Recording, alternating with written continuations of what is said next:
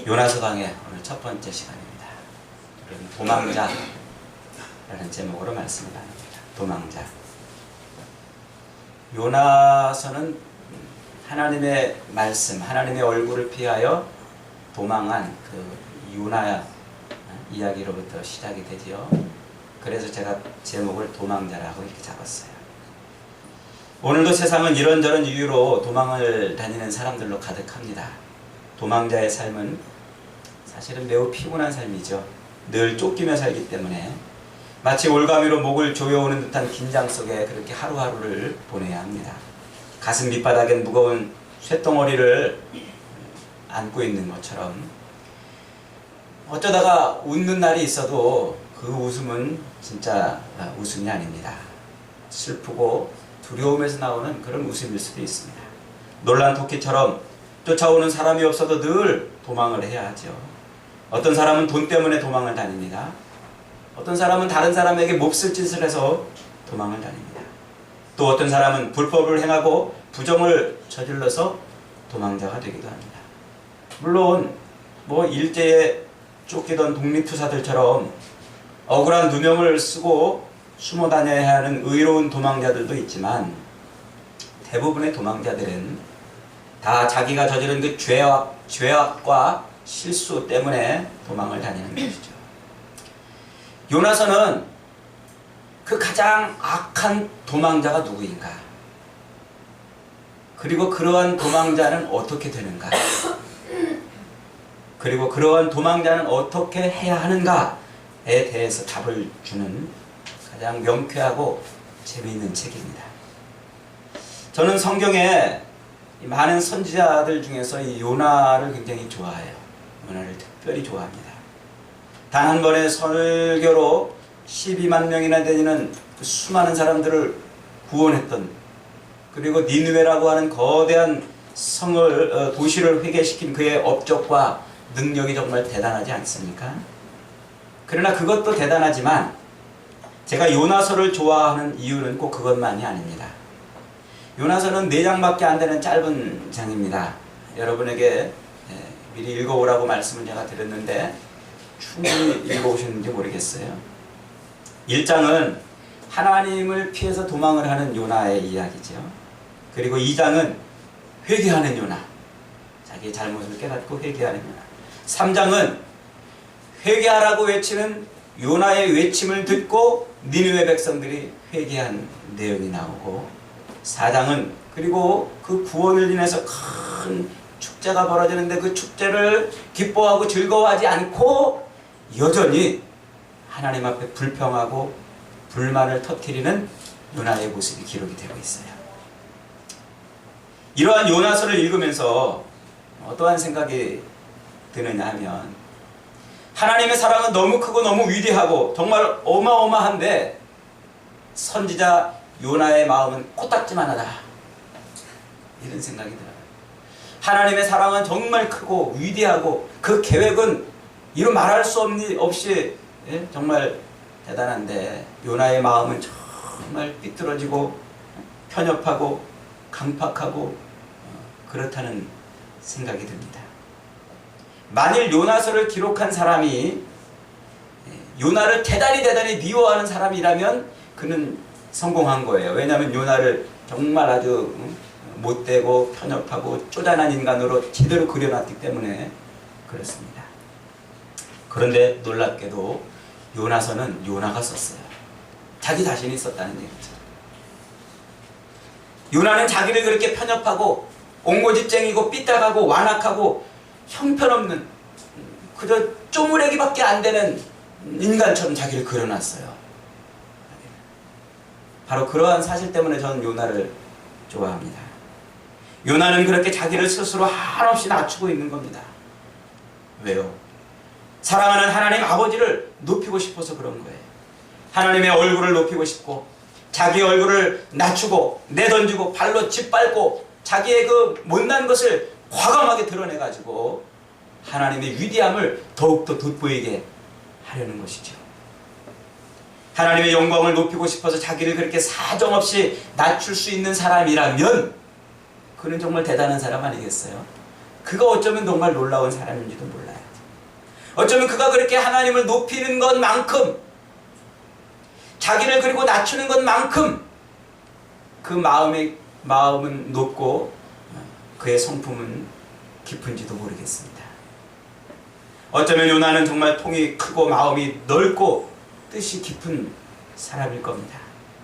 단 하루에 단 한 번의 설교로 12만 명을 회개시키는 대단한 업적도 이루었지만, 그러나 햇빛을 반사하며 흐르는 강물처럼 요나는 하나님의 위대함을 그렇게 고스란히 드러내주고 있다는 거지요. 그래서 요나서를 읽을 때 우리는 금방 그 요나의 마음을 금방 이해할 수가 있는 거예요. 금방 그 마음을 우리가 받아들일 수가 있는 거죠. 저는 요나서를 읽으면서 그런 생각을 해요. 참, 나도 요나처럼 이렇게 하나님을 사랑할 수 있을까? 나도 요나처럼 이렇게 나를 짓밟고 뭉개고 나를 이렇게 패대기 쳐가면서 하나님의 영광을 드러낼 수 있을까?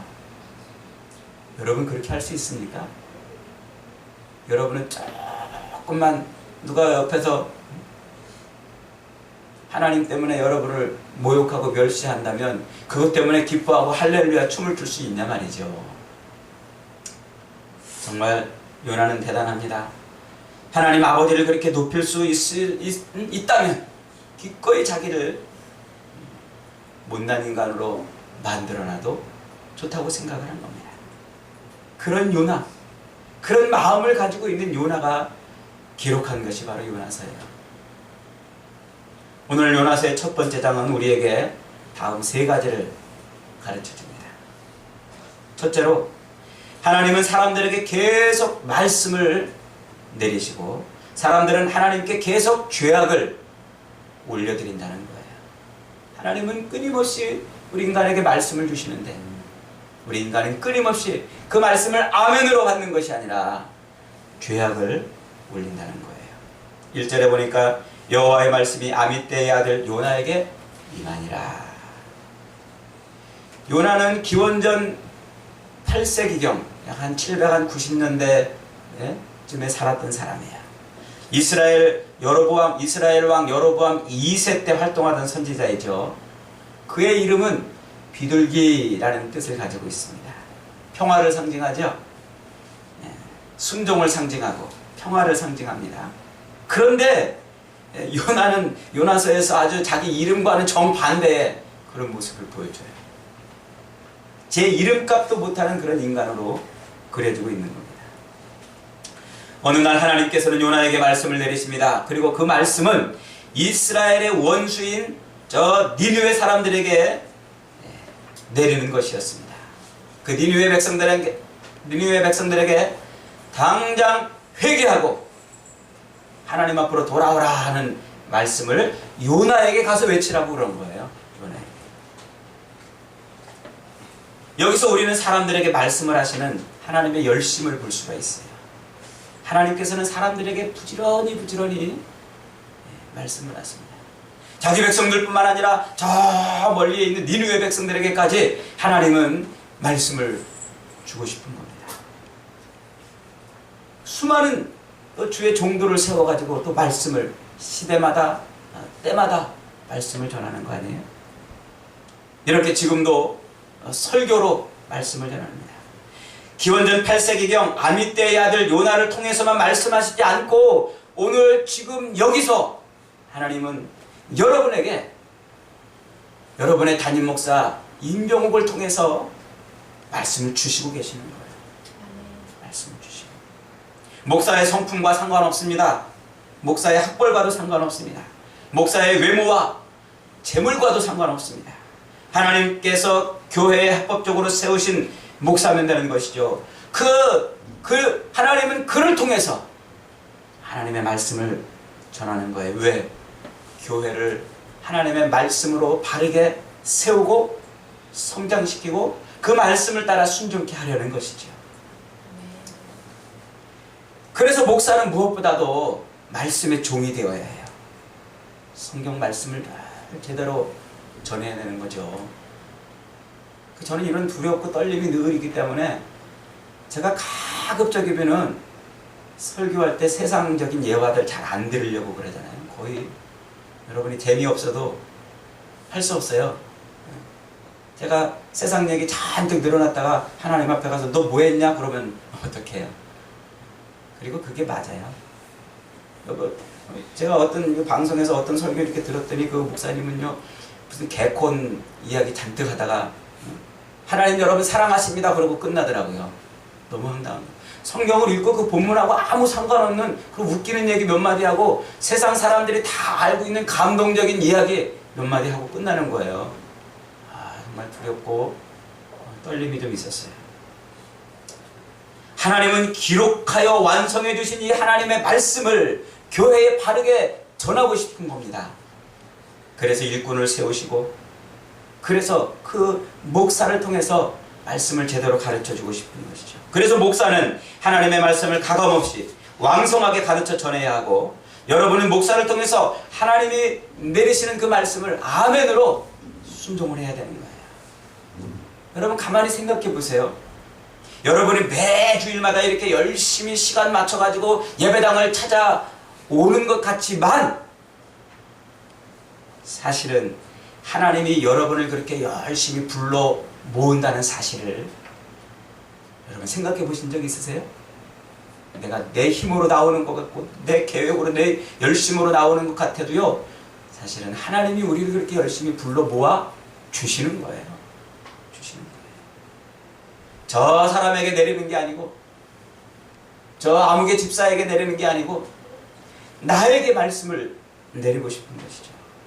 그래서 그 말씀을, 오늘 저 말씀은 어떤 집사가 들었어야 되는데, 그 말씀은 우리 남편이 들었어야 되는데, 이러지 말고 내 말씀이구나 아멘할 때, 그 말씀을 내 말씀으로 아멘하고 순종할 때 하나님은 거기에 은혜를 부으시는 것입니다.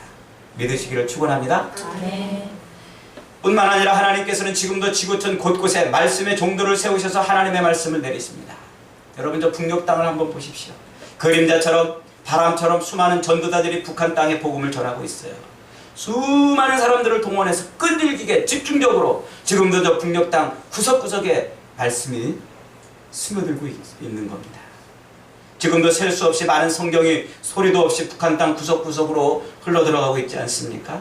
이게 다 뭐예요? 하나님의 열심이에요. 하나님의 열심. 하나님께서 세상 가운데서 가장 열심히 하는 작업이 바로 이거예요. 온 땅 구석구석 많은 사람들에게 하나님의 말씀을 계속 전하는 거예요. 하나님의 말씀.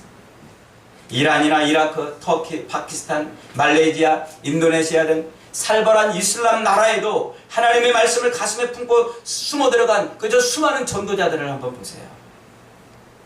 처자식 데리고 먹을 것도 없이 목숨의 위협을 받으면서 누가 그러고 싶겠어요?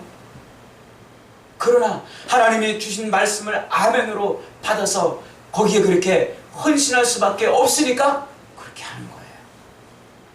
그래서 말씀을 아멘으로 받는 그 사람을 하나님은 들어서 일을 하시고 역사를 일으키시는 겁니다. 하나님은 또한 마음이 굳을 대로 굳고 찢길 대로 찢기고 더럽혀질 대로 더럽혀진 밑바닥에 인생들이 드글거리는 그런 곳에도 말씀을 전하지 않습니까? 제가 예전에 교도소를 이렇게 몇 번 가본 적이 있어요. 물론 벌을 받으러 간 건 아니에요.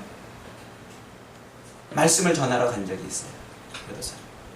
근데 정말 많은 목사님들이 돌아가면서 교도소에 들어가지고 그런 그 사람들한테 말씀을 막 전하는 거예요. 어디 그뿐입니까? 몸을 파는 여인들의 소굴에도 하나님께서는 말씀을 보내시고, 죄를 짓고 실패하고 도망가 아무도 모르게 숨어 사는 사람들에게도 하나님은 찾아가서 끝내 말씀을 내리시는 거예요. 외로움의 낭떠러지 아래 누워서 하늘만 쳐다보고 있는 자들에게도 하나님은 말씀을 내리십니다. 어느 날 우연히 지나치게 된 사거리에서 여러분이 지나가다가 말씀 한마디 듣는 그런 일들까지도 하나님의 말씀이 세상에 외쳐지게 하려고 하시는 하나님의 열심 때문에 들리는 말씀이에요. 들리는 말씀. 뿐만 아니라 우리가 홀로 성경을 펴들고 성경을 묵상할 때도 하나님은 그 묵상을 통해서 우리에게 말씀을 주세요. 그런데 어떻게 한다고요? 사람들은 그 말씀을 아멘으로 받지 않고 끊임없이 죄악을 하나님 앞에 올려드린다고 그랬어요. 2절에 보니까 이렇게 말하고 있어요. 그 악독이 내 앞에 상달되었음이니라. 그 악독이 내 앞에 상달되었다. 이 상달하다는 말은 올라간다는 말이죠. To go up, climb, 올라간다는 말이에요. 여러분 이렇게 모닥불을 피우면은 모닥불 처음에 불 붙을 때 연기가 모락모락 막 올라가는 것처럼 그렇게 올라가는 거예요. 산불에 시커먼 연기가 하늘로 맹렬하게 피어오르듯 사람들은 그렇게 매일 하나님 앞에 죄악을 올려드리고 있어요. 지금 우리가 여기서 이렇게 하나님을 예배하고 있는 이 순간에도 어쩌면 우리는 죄악을 범하고 있는지 몰라요. 또 지구촌 곳곳에서 지금 이 시간에도 수많은 사람들이 그렇게 죄악을 올려드리고 있어요. 저는 가끔 밤늦게 생각을 해봅니다. 지금 이 밤에 하나님이 정말 이렇게 땅을 내려다보시면서 우리 땅 구석구석에서 지금 행해지고 있는 이런 죄악을 인해서 하나님은 지금 무슨 생각을 하실까? 참 그런 거 보면 답답하지 않습니까? 여러분, 하나님께서는 계속해서 세상에 말씀을 내리시고 사람들은 계속해서 죄악을 올립니다. 이것이 지금 세상이 지금 보여주고 있는 세상의 모습이에요. 이게 뭘 말하는 걸까요? 둘째로, 하나님께서는 사람들을 계속 구원하려고 하시고 사람들은 계속 하나님을 피하여 도망가려고 한다는 거예요. 하나님께서는 세상을 계속 구원하려고 하시고 사람들은 계속 하나님을 피하여 도망하려는 것이죠. 여러분, 하나님이 세상 가운데 왜 말씀을 내리십니까? 구원을 하시려는 거죠. 그 앞에 닥친 심판을 피하라고 그러는 거예요. 이사야 55장 7절에서 악인은 그 길을, 불의한 자는 그 생각을 버리고 여호와께로 돌아오라. 그리하면 그가 긍휼히 여기시리라. 우리 하나님께로 나아오라. 그가 널리 용서하시리라. 하나님의 말씀은 우리의 구원과 행복과 치유와 회복을 위한 것입니다. 하나님이 우리에게 말씀을 전하시는 것은 우리의 삶을 송두리째 받고 싶고 우리를 완전히 고쳐주고 싶고 새롭게 하고 싶고 우리를 치유해 주시고 싶고 우리를 위로해 주고 싶어 하시는 겁니다. 우리를 모든 죄와 시험과 근심과 올무에서 건져주고 싶으신 겁니다. 그런데 죄인이 갖는 지독한, 아주 지독히 불성실한 그 성향 중에 하나가 뭐냐면 하나님의 말씀이 들려질 때 그 말씀을 자꾸 회피한다는 거예요. 요나를 보십시오. 요나는 하나님의 선지자 아닙니까? 그는 자기에게 임한 하나님의 말씀을 아멘으로 순종하기보다는 즉각적으로 피했습니다. 왜 그랬을까요? 그의 편견 때문에 그랬습니다. 편견이 뭡니까? 시각장애인이 코끼리를 만지듯 한다라는 말이 있죠. 시각장애인들이 코끼리가 어떻게 생겼나 하고 이제 만져봅니다. 그래서 다리를 만져본 사람이 이렇게 말합니다. 아, 코끼리는 기둥같이 생겼구나. 배를 만져본 사람은 그런다죠. 코끼리는 천장같이 생겼네. 귀를 만져본 사람은 그런답니다. 코끼리는 부채같이 생겼네. 그게 편견이라는 거예요. 한쪽만 바라보는 것이죠. 어떤 사람이나 사물 그리고 사실에 대하여 이렇게 편견을 갖는 사람들은요, 고집이 굉장히 세요. 고집이. 여러분 주변에 고집이 되게 센 사람들이 있나요? 주로 편견에 사로잡혀 있는 사람들이에요. 요나는 니느웨가 이스라엘의 원수요 하나님의 백성을 괴롭히는 악당이기 때문에 구원받을 수 없는 존재라고 생각했어요. 그 땅은 이방인이기 때문에 하나님이 구원하시면 안 된다고 생각을 했어요. 그 백성들은 이스라엘을 괴롭히는 원수이기 때문에 거기에 하나님의 말씀이 임하는 것을 그는 견디지를 못했습니다. 그래서 하나님 거기에 말씀을 전하러 안 가겠습니다. 거기는 말씀이 전해지면 안 됩니다. 구원받으면 안 됩니다. 이방인들입니다.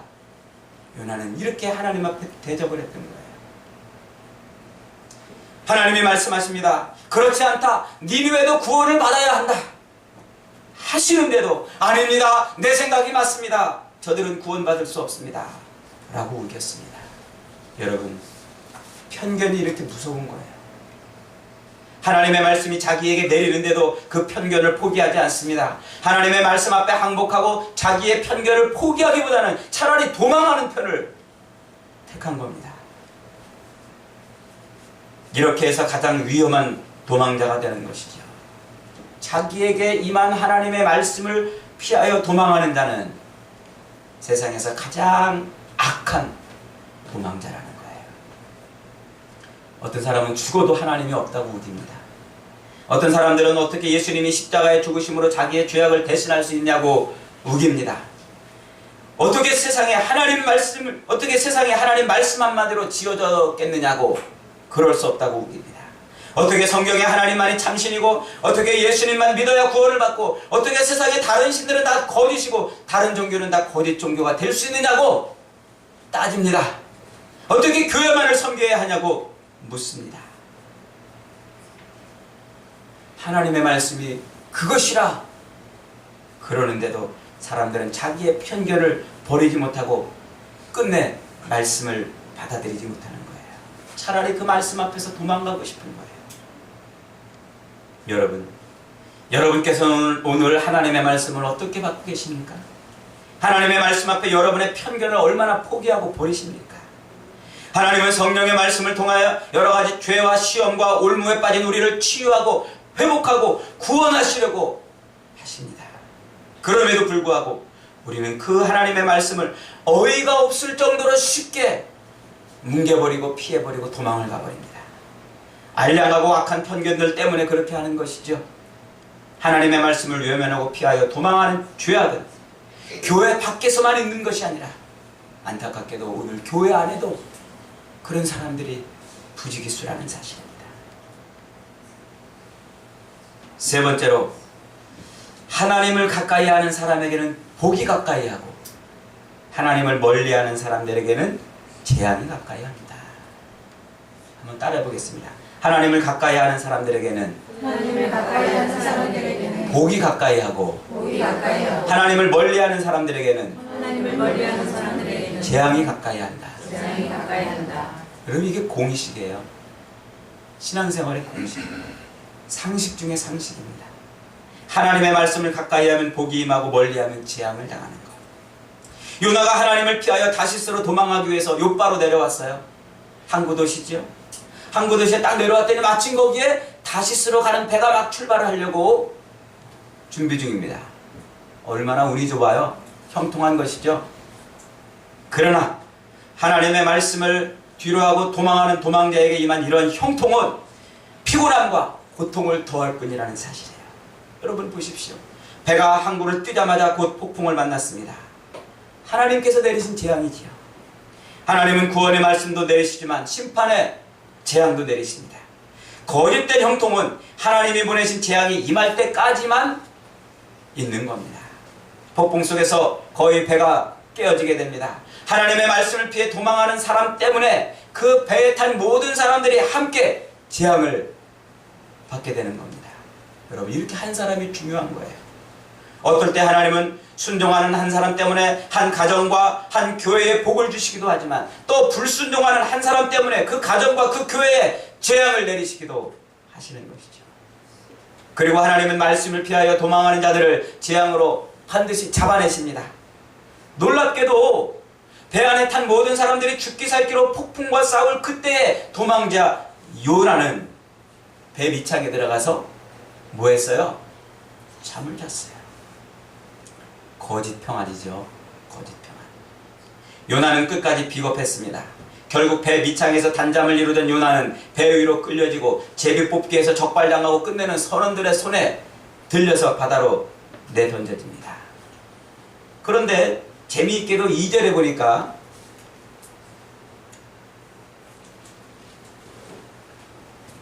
요나가 배를 탈 때에 어떻게 했다고요? 2절만 다시 한번 읽겠습니다. 시작. 죄송합니다. 3절에 여호와의 얼굴을 피하여 거기서부터 시작. 여호와의 얼굴을 피하여 그들과 함께 다시스로 가려고 뱃삭을 주고 배에 올랐더라. 뭘 주고 올랐다고요? 뱃삭을 주고 올랐다. 왜 성경은 이런 하찮은 것을 이렇게 정확하게 기록을 해놓는 걸까요? 풍자분하게 가지고 있는 유머입니다. 이게 그 백값이 결국 재앙의 학교에 들어가는 입학금이었다는 거예요. 하나님의 말씀을 피해 도망가는 인생은 그에 합당한 싹을 반드시 뭐한다? 지불하게 돼 있다. 여러분, 하나님의 말씀을 피해 도망할 때는 잠깐 형통하는 것 같고 잠깐 잘 되는 것 같아도 끝내 반드시 뭘 지불한다고요? 싹을 지불한다. 여러분, 가끔 가다가 이렇게 기독교 방송이나 라디오 설교 같은 거 이렇게 인터넷 설교 들을 때 그런 간증하는 사람들 있잖아요. 11조 헌금을 해야 되는데 안 해가지고 이거를 다른 데 썼더니 뭐 해가지고 홀딱 하나님이 가져가셨다더라. 하나님 앞에 이 헌금을 해야 되는데 그걸 안 하고 어떻게 했더니 거기에 딱 맞는 만큼 하나님이 가져가셨다더라. 그런 간증을 더러 하잖아요. 그럼 그걸 그냥 허투루 들으면 안 돼요. 그런 것을. 하나님의 말씀을 피하여 도망갈 때는 반드시 뭘 한다고요? 거기에 합당한 대가를 지불하게 돼 있단 말이에요. 하나님의 말씀을 피해 도망치며 치르는 그 모든 시간과 재물과 수고는 재앙의 학교에 들어가기 위한 입학금이요 수업료밖에는 되지 않는 거예요. 깨닫는 은혜가 있기를 축원합니다. 그런데 하나님께서는 반드시 먼저 말씀으로 우리에게 뭐 하신다고요? 경고를 하시는 거예요. 한 번, 두 번, 그리고 작은 채찍으로 경고를 하신 다음에 본격적으로 재앙을 보내십니다. 그러므로 여러분, 귀 있는 자는 성령이 말씀하실 때 들어야 돼요. 하나님의 말씀을 들어야 됩니다. 하나님과 하나님의 말씀을 멀리하면 끝내 찾아오는 것은 뭐밖에 없다고요? 재앙밖에 없어요. 시련과 환난과 고난과 고통. 다시스로 도망하려고 요바로 내려왔더니 마침 다시스로 가는 배가 있어가지고 옳거니 좋구나 하고 덜컥 탔어도 그것이 형통이 아니라 재앙으로 들어가는 시작입니다. 하나님의 말씀을 피하여 이리저리 도망을 치고 하나님의 말씀과 상관없는 삶을 살려고 그렇게 도망을 가도 잠깐 형통한 것 같아도 그것은 뭐라고요? 재앙으로 들어가는 문이 되는 것밖에 안 된다는 거죠. 여러분, 지금 여러분께서는 무엇을 가까이 하십니까? 누구에게 가까이 하고 있습니까? 하나님께 가까이 하는 자에게는 마음의 기쁨과 평안이 임합니다. 기도의 능력이 임합니다. 기도할 때마다 하나님께서 가까이 하시기 때문에 그렇습니다.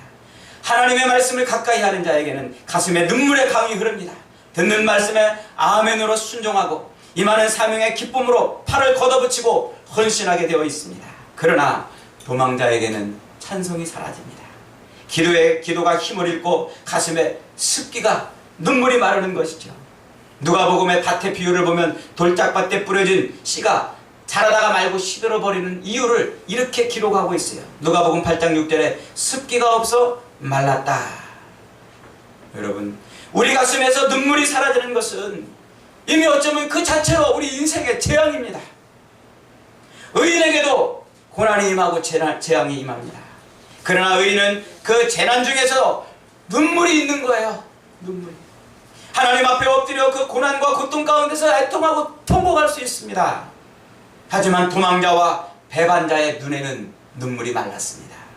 두려움과 원망과 분노가 있을지언정 눈물은 흐르지 않습니다. 배반자 가룟 유다에게 주님의 말씀이 임했을 때 심히 찔림을 받고 두렵고 후회되었으나 결국 그는 자신에 대한 분노로 스스로 목을 매지 않습니까? 그러나 똑같은 배반자였던 베드로에게 말씀이 임했을 때 그는 그 길로 밖에 나가서 동산 앞에 엎드려서 밤새도록 통곡으로 눈물을 흘렸습니다. 여러분, 여러분의 가슴에는 지금 습기가 있습니까?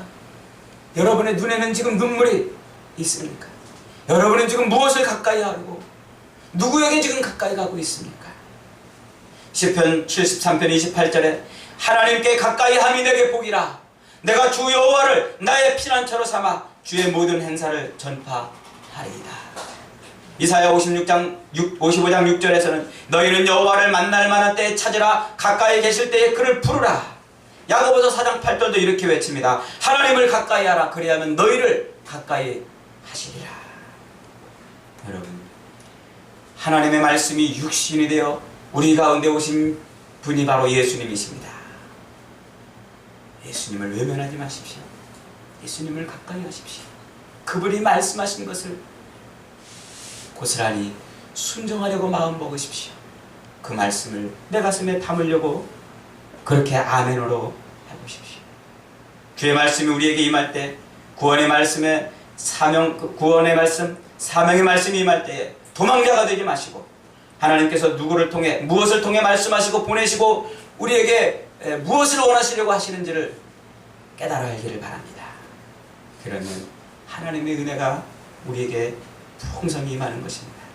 사랑하는 여러분, 하나님의 말씀이 임할 때 아멘으로 순종함으로 말미암아 이 땅에서 하나님의 은혜가 저와 여러분의 삶에 풍성히 임하고 말씀의 능력이 우리의 삶을 바꾸는 놀라운 은혜를 다 누리시기를 주님의 이름으로 축원합니다. 아멘. 아멘.